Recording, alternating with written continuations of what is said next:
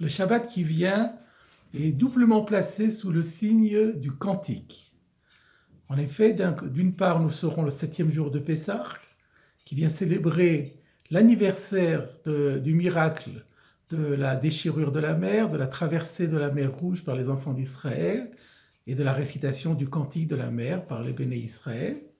Et puis, par ailleurs, comme chaque fois qu'il y a un Shabbat pendant la fête de Pessah, nous réciterons le Shir HaShirim Asher Shlomo, le cantique des cantiques composé par le roi Salomon, qui, comme son nom l'indique, est le summum des cantiques, c'est le cantique de tous les cantiques.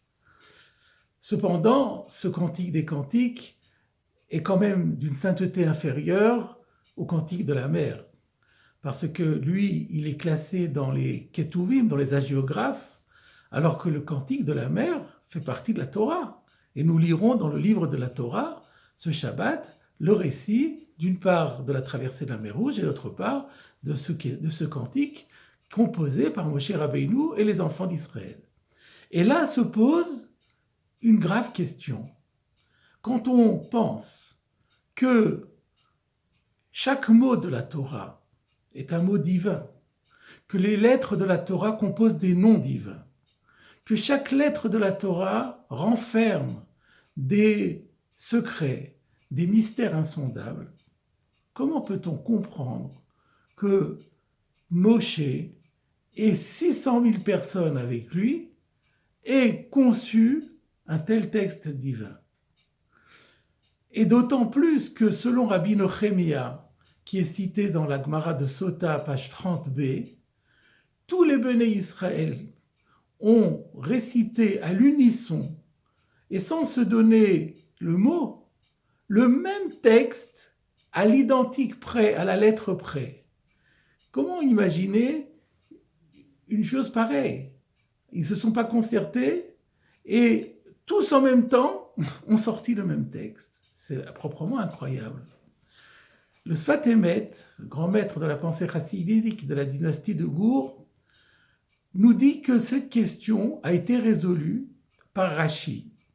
Encore faut-il arriver à lire Rashi entre les lignes. C'est qu'effectivement, Rashi a un commentaire qui est lui-même délicat à comprendre sur l'introduction de la Shira, de ce cantique. Le cantique commence, nous le savons bien, par les mots « Az Yashir Moshe » ou « Venez Israël » et « Ashira Azot Lachem ». Si on traduit littéralement, cela veut dire « Alors Moïse et les enfants d'Israël chanteront ce cantique en l'honneur d'Hachem ». Déjà, le Midrash soulève la question du futur. Il ne fallait pas dire « ils chanteront ». Il fallait dire « c'est alors que Moshe et les Béné Israël chantèrent ».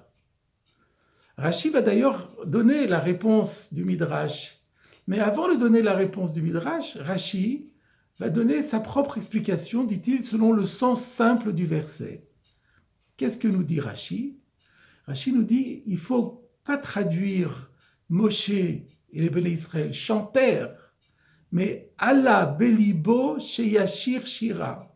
Ce qui veut dire il lui est monté littéralement au cœur, c'est-à-dire à l'esprit, il lui est venu à l'esprit le projet de chanter. Et Rashi rapporte un certain nombre de citations où on voit que chaque fois que un verset narratif, emploie un futur alors qu'on attend un passé, en fait, cela vient suggérer que la personne en question, avant de passer à l'acte, avait eu l'intention d'accomplir cet acte, avait conçu le projet de réaliser cet acte qu'il va accomplir plus tard. Et d'ailleurs, Rashi poursuit en disant, et on comprend aussi pourquoi après, quand commencent les mots proprement dits du cantique, ça commence par « Ashir al Hashem », je veux chanter pour Dieu. Mais c'est un pléonasme, tu es en train de chanter. Est-ce que vous avez déjà vu des chanteurs qui chantent et qui disent « je chante » et puis tout le monde comprend que tu chantes. Donc en fait, ce Rashi pose un double problème. D'une part, quel besoin le verset a-t-il besoin de nous renseigner sur le fait qu'avant de chanter, les Béné Israël et Moshe Rabbeinu ont eu le projet de le faire? Il est bien évident que s'ils ont chanté, c'est qu'ils ont eu le projet de le faire. Ça ne s'est pas fait en une seconde. Donc bien entendu, il suffisait de dire ils ont chanté et on aurait compris qu'ils avaient eu le projet de chanter. Mais d'autre part, plus encore, quel intérêt de souligner qu'ils s'étaient préparés à chanter? Quand quelqu'un se prépare à faire quelque chose, c'est intéressant, mais la préparation ne vaut que par le résultat. Une fois qu'on a le résultat, peu nous importe les conditions dans lesquelles ils ont préparé. Donc, quel est le sens de l'explication de Rashi? Et c'est là que le Sfat Emet nous dit, mais Rashi vient répondre aux deux questions que nous avons soulevées au préalable. Comment imaginer qu'un texte dit par des humains fasse ensuite partie intégrante du livre de la Torah? Comment imaginer que 600 000 personnes, sans se concerter, vont être capables de prononcer un long texte qui sera identique à la lettre près? Et la réponse est, bien sûr, c'est irréalisable, et ça n'a peut-être que le fait d'un miracle. Il y a eu ici un énorme miracle qui est peut-être aussi grand que le miracle de la traversée de la mer elle-même.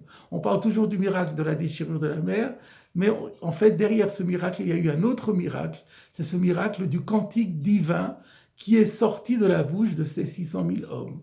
Mais qu'est-ce qui a rendu possible ce miracle?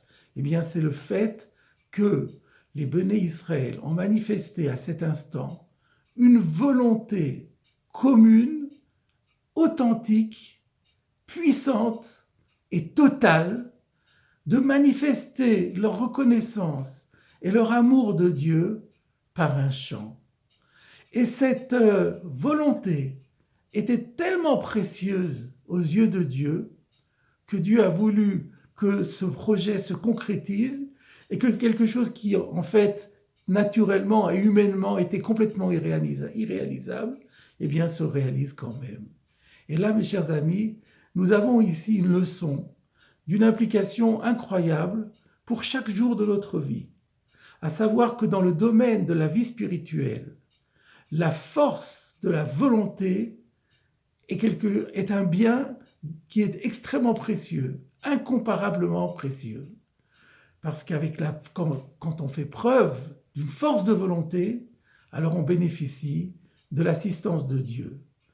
Et l'on peut même atteindre, déraciner des montagnes, atteindre des niveaux très élevés, pour ne pas dire atteindre des sommets. Par ailleurs, nos maîtres nous disent que chaque fois que revient la date anniversaire d'un événement, le potentiel de la journée, le potentiel spirituel de la journée qui a permis la réalisation de l'événement revient à l'ordre du jour et on peut tirer parti de ce potentiel à chaque anniversaire. Alors mes chers amis, voilà le programme que je vous confie pour ce Shabbat Shvi Shel Pesach qui vient. Essayons de tirer le meilleur parti, montrons à Dieu de toutes nos forces notre volonté d'avancer dans sa avoda, dans la fidélité à ses commandements, dans l'amour que nous lui manifestons et dans la recherche de sa volonté à travers l'étude toujours plus approfondie de nos textes. Chag Sameach.